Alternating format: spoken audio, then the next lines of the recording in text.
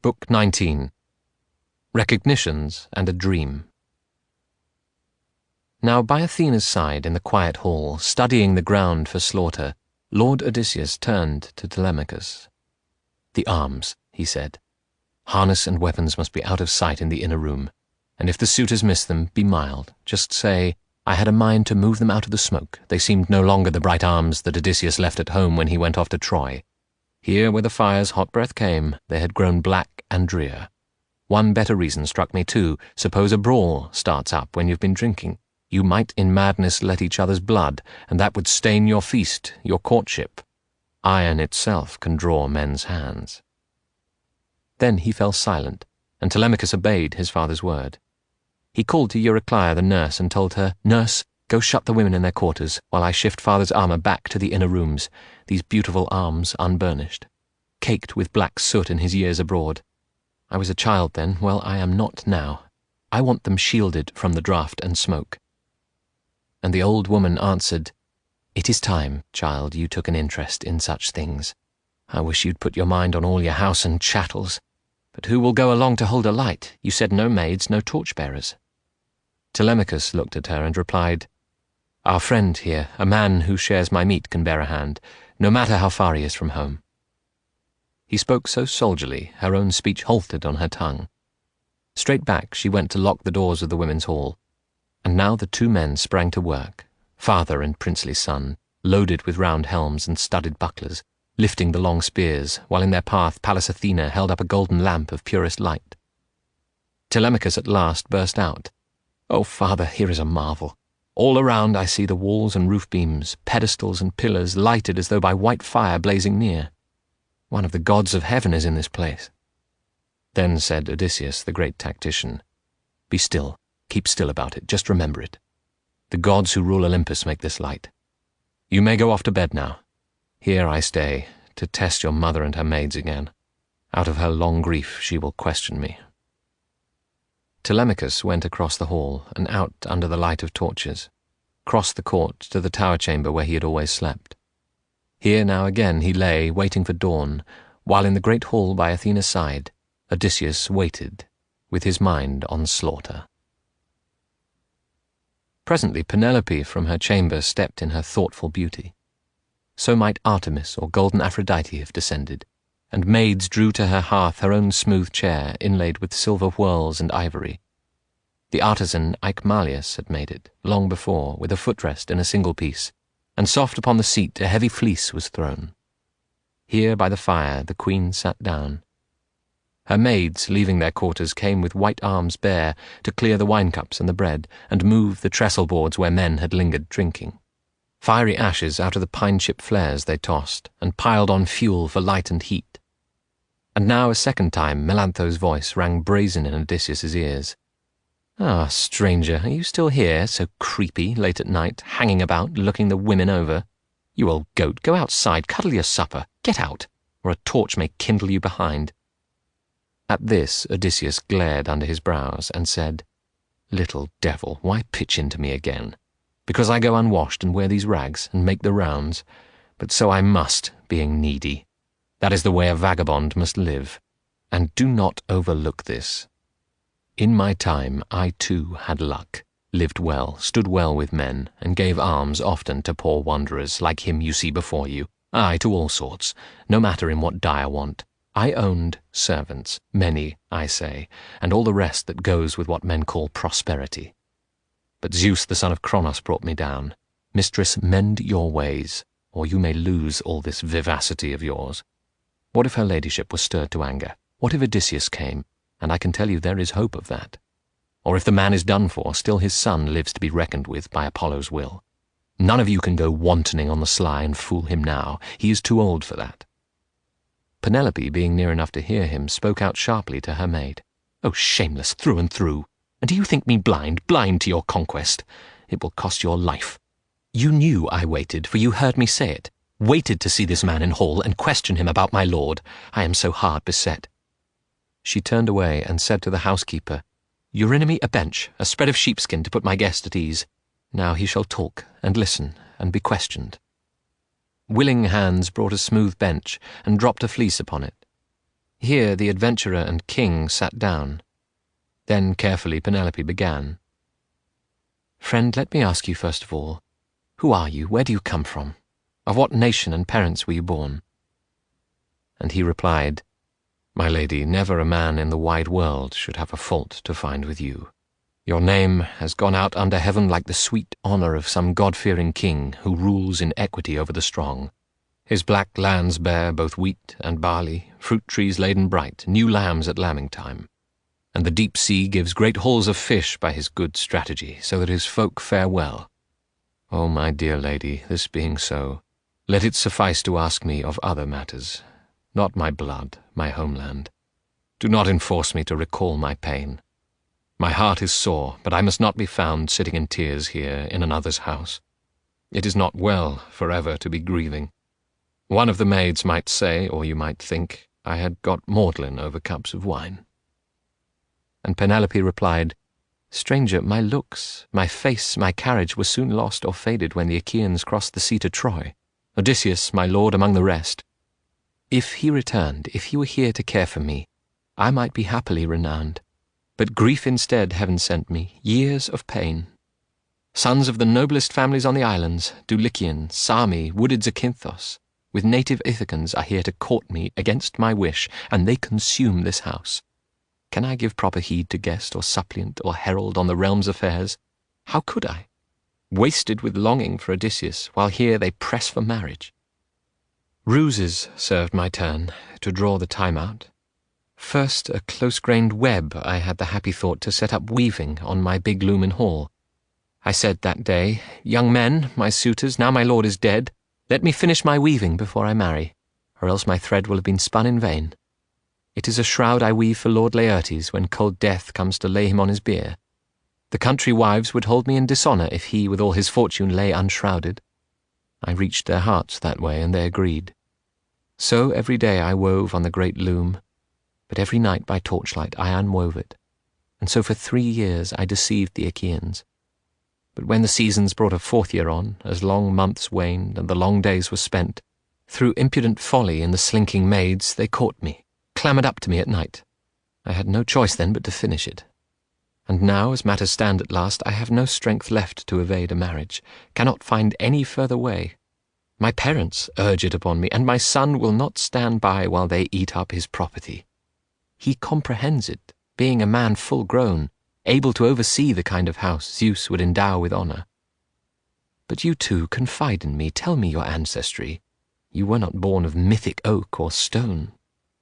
And the great master of invention answered, "O honourable wife of Lord Odysseus, must you go on asking about my family?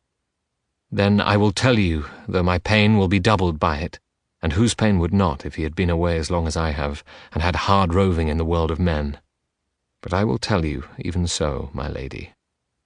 One of the great islands of the world, in mid-sea, in the wine-dark sea, is Crete, spacious and rich and populous, with 90 cities and a mingling of tongues. Achaeans there are found, along with Cretan hillmen of the old stock, and Sidonians, Dorians in 3 bloodlines, Pelasgians, and one among their 90 towns is Knossos. Here lived King Minos, whom great Zeus received every 9th year in private council. Minos, the father of my father Deucalion. 2 sons Deucalion had, Idomeneus, who went to join the Atreidae before Troy in the beaked ships of war, and then myself, Aethon by name, a stripling next my brother. But I saw with my own eyes at Knossos once, Odysseus. Gales had caught him off Cape Malea, driven him southward on the coast of Crete, when he was bound for Troy. At Amnisus, hard by the holy cave of Eileithyia, he lay to and dropped anchor in that open and rough roadstead, riding out the blow. Meanwhile he came ashore, came inland, asking after Idomeneus. Dear friends, he said they were, but now 10 mornings had already passed, 10 or 11 since my brother sailed. So I played host and took Odysseus home, saw him well lodged and fed, for we had plenty. Then I made requisitions, barley, wine, and beeves for sacrifice, to give his company abundant fare along with him. 12 days they stayed with us, the Achaeans, while that wind out of the north shut everyone inside. Even on land you could not keep your feet. Such fury was abroad. On the 13th, when the gale dropped, they put to sea. Now all these lies he made appear so truthful, she wept as she sat listening. The skin of her pale face grew moist the way pure snow softens and glistens on the mountains, thawed by south wind after powdering from the west. And as the snow melts, mountain streams run full, so her white cheeks were wetted by these tears shed for her lord, and he close by her side. Imagine how his heart ached for his lady, his wife in tears. And yet he never blinked. His eyes might have been made of horn or iron for all that she could see. He had this trick, wept, if he willed to, inwardly. Well then, as soon as her relieving tears were shed, she spoke once more. "I think that I shall say, friend, give me some proof. If it is really true that you were host in that place to my husband with his brave men, as you declare, come, tell me, the quality of his clothing, how he looked, and some particular of his company." Odysseus answered, and his mind ranged far. "Lady, so long a time now lies between, it is hard to speak of it. Here is the 20th year since that man left the island of my father.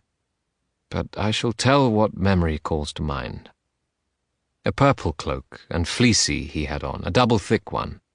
Then he wore a brooch made of pure gold with twin tubes for the prongs, and on the face a work of art, a hunting dog pinning a spotted fawn in agony between his forepaws. Wonderful to see how, being gold and nothing more, he bit the golden deer convulsed, with wild hooves flying. Odysseus's shirt, I noticed too, a fine, close-fitting tunic, like dry onion skin, so soft it was and shiny. Women there, many of them, would cast their eyes on it. But I might add for your consideration, whether he brought these things from home, or whether a shipmate gave them to him coming aboard, I have no notion. Some regardful host in another port, perhaps it was. Affection followed him. There were few Achaeans like him.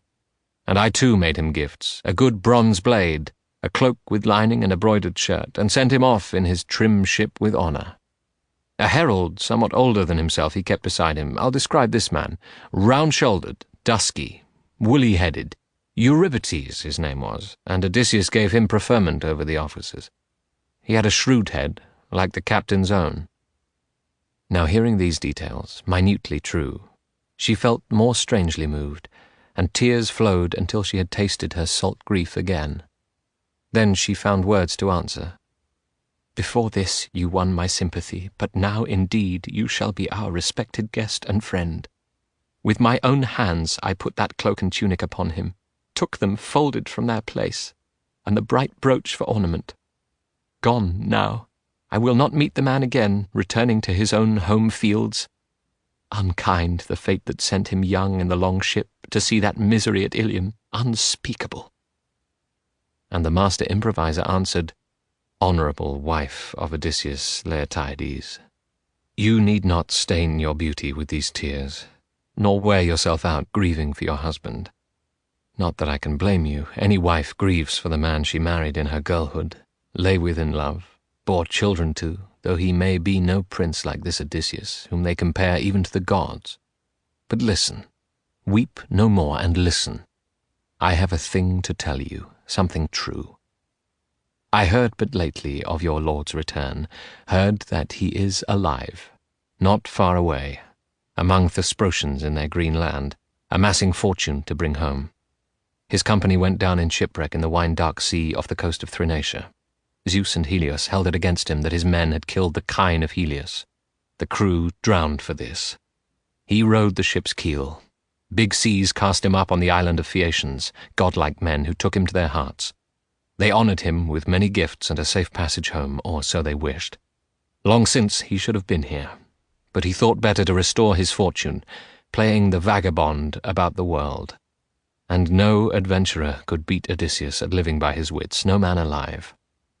I had this from King Phaedon of Thesprotia, and tipping wine out, Phaedon swore to me the ship was launched, the seamen standing by to bring Odysseus to his land at last. But I got out to sea ahead of him by the king's order. As it chanced, a freighter left port for the grain bins of Dulichion. Phaedon, however, showed me Odysseus's treasure. 10 generations of his heirs or more could live on what lay piled in that great room. The man himself had gone up to Dodona to ask the spelling leaves of that old oak what Zeus would have him do, how to return to Ithaca after so many years, by stealth or openly. You see then he is alive and well, and headed homeward now, no more to be abroad, far from his island, his dear wife and son. Here is my sworn word for it. Witness this, God of the zenith, noblest of the gods, and Lord Odysseus' hearth-fire now before me.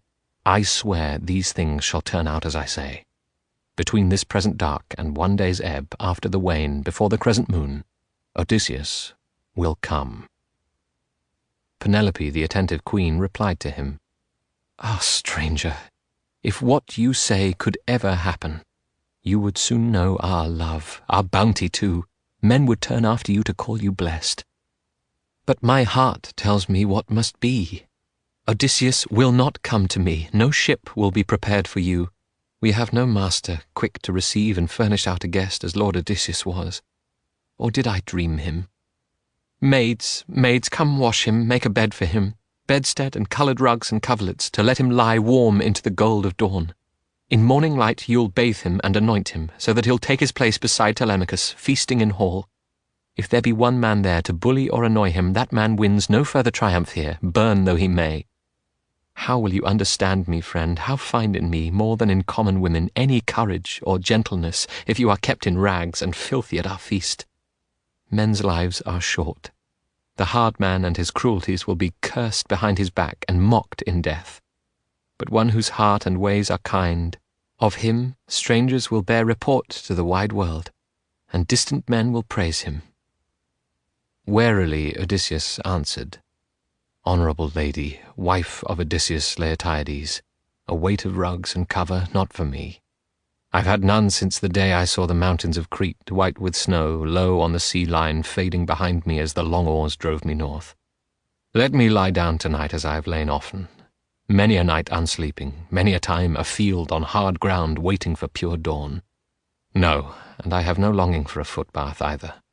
None of these maids will touch my feet unless there is an old one, old and wise, one who has lived through suffering as I have.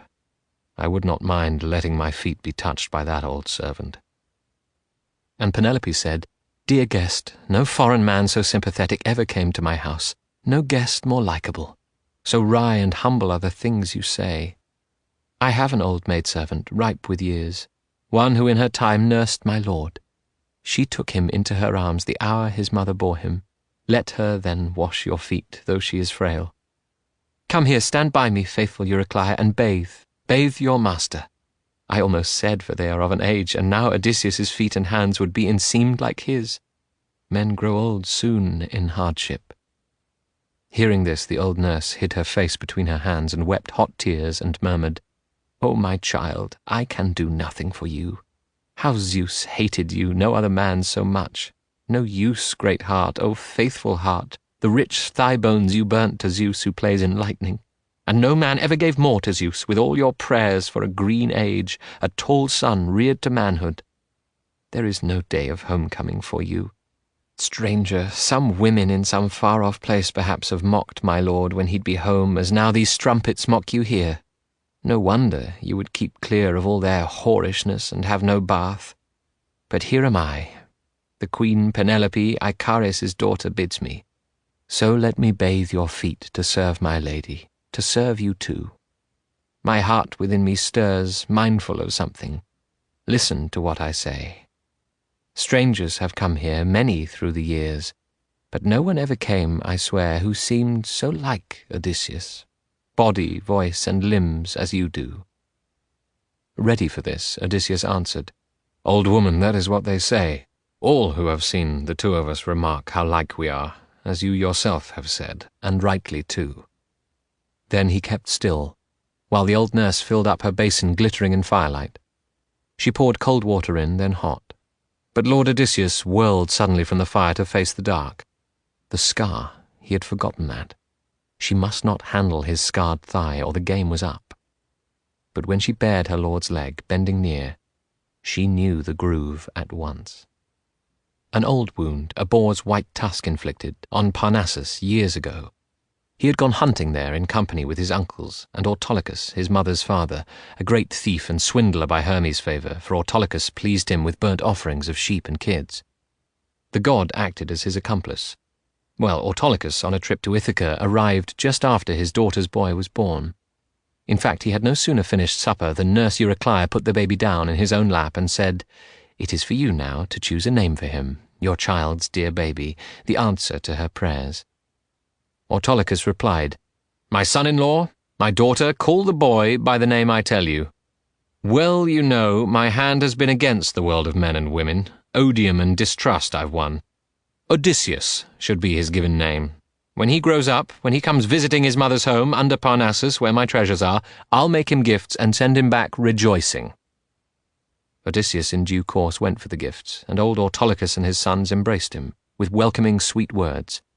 And Amphithea, his mother's mother, held him tight and kissed his head and his fine eyes. The father called on his noble sons to make a feast, and going about it briskly they led in an ox of 5 years, whom they killed and flayed and cut in bits for roasting on the skewers, with skilled hands, with care, then shared it out. So all the day until the sun went down they feasted to their heart's content. At evening, after the sun was down and dusk had come, they turned to bed, and took the gift of sleep. When the young dawn spread in the eastern sky her fingertips of rose, the men and dogs went hunting, taking Odysseus. They climbed Parnassus's rugged flank mantled in forest, entering amid high windy folds at noon, when Helios beat upon the valley floor, and on the winding ocean whence he came. With hounds questing ahead in open order, the sons of Autolycus went down a glen, Odysseus in the lead behind the dogs, pointing with his long shadowing spear. Before them, a great boar lay hid in undergrowth, in a green thicket proof against the wind or sun's blaze, fine soever the needling sunlight, impervious too to any rain, so dense that cover was, heaped up with fallen leaves. Patter of hounds' feet, men's feet, woke the boar as they came up, and from his woody ambush, with razor-back bristling and raging eyes, he trotted and stood at bay. Odysseus, being on top of him, had the first shot, lunging to stick him. But the boar had already charged under the long spear. He hooked aslant with one white tusk and ripped out flesh about the knee, but missed the bone. Odysseus's second thrust went home by luck, his bright spear passing through the shoulder joint, and the beast fell, moaning as life pulsed away. Autolycus's tall sons took up the wounded, working skillfully over the prince Odysseus, to bind his gash, and with a rune they stanched the dark flow of blood.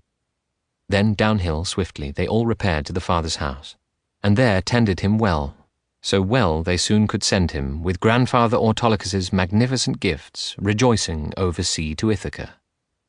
His father and the lady Anticleia welcomed him, and wanted all the news of how he got his wound.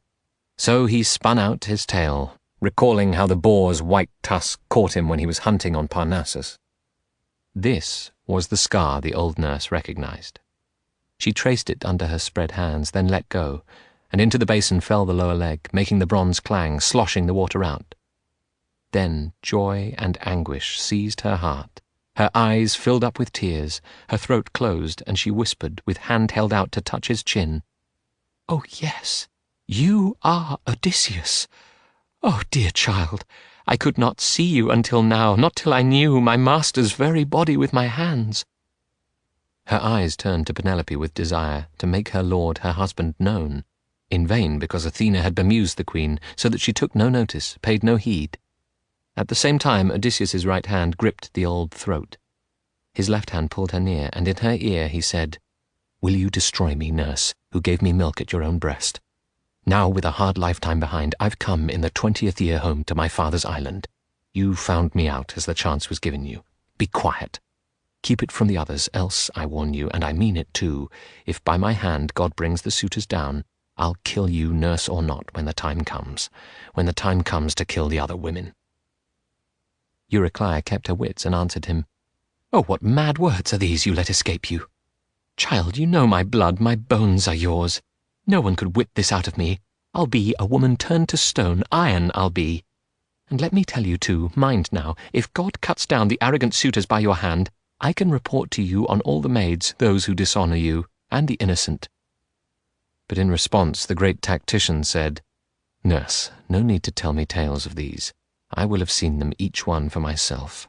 Trust in the gods. Be quiet. Hold your peace."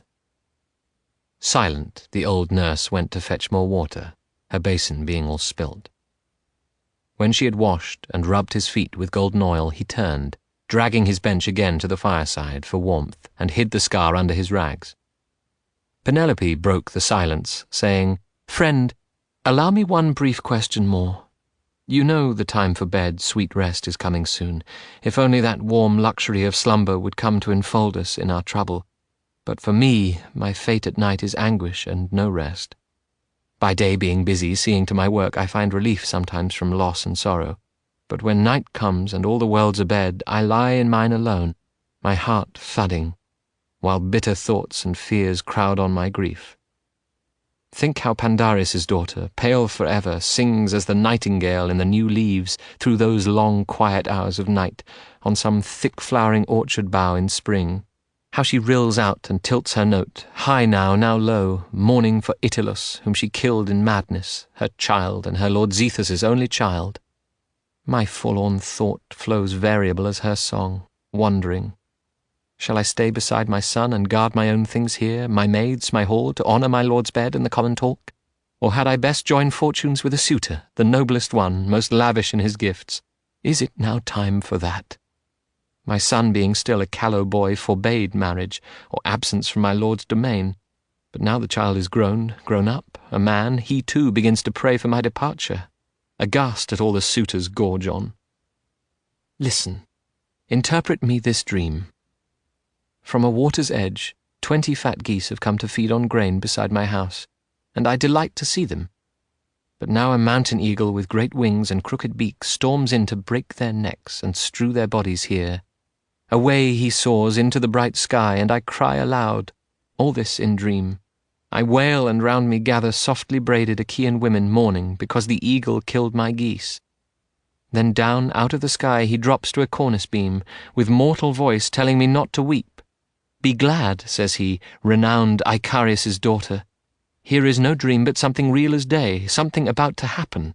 All those geese were suitors, and the bird was I. See now, I am no eagle, but your lord come back to bring inglorious death upon them all. As he said this, my honeyed slumber left me. Peering through half-shut eyes, I saw the geese in hall still feeding at the selfsame trough. The master of subtle ways and straight replied, My dear, how can you choose to read the dream differently? Has not Odysseus himself shown you what is to come? Death to the suitors, sure death too. Not one escapes his doom.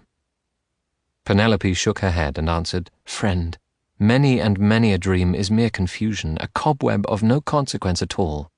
2 gates for ghostly dreams there are, one gateway of honest horn and one of ivory. Issuing by the ivory gate are dreams of glimmering illusion, fantasies. But those that come through solid polished horn may be borne out, if mortals only know them. I doubt it came by horn, my fearful dream, too good to be true that for my son and me. But one thing more I wish to tell you, listen carefully. It is a black day, this that comes. Odysseus' house and I are to be parted. I shall decree a contest for the day. We have 12 axe heads.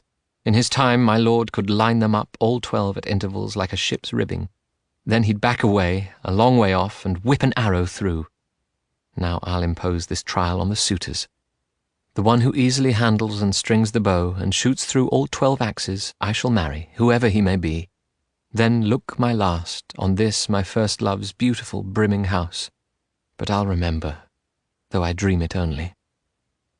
Odysseus said, Dear honourable lady, wife of Odysseus Laertiades, let there be no postponement of the trial. Odysseus, who knows the shifts of combat, will be here, aye. He'll be here long before one of these lads can stretch or string that bow, or shoot to thread the iron. Grave and wise, Penelope replied, If you were willing to sit with me and comfort me, my friend, no tide of sleep would ever close my eyes. But mortals cannot go forever sleepless. This the undying gods decree for all who live and die on earth, kind furrowed earth.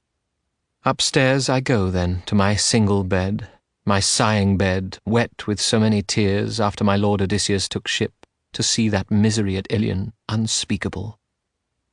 Let me rest there, you here. You can stretch out on the bare floor, or else command a bed." So she went up to her chamber softly lit, accompanied by her maids. Once there, she wept for Odysseus her husband, till Athena cast sweet sleep upon her eyes.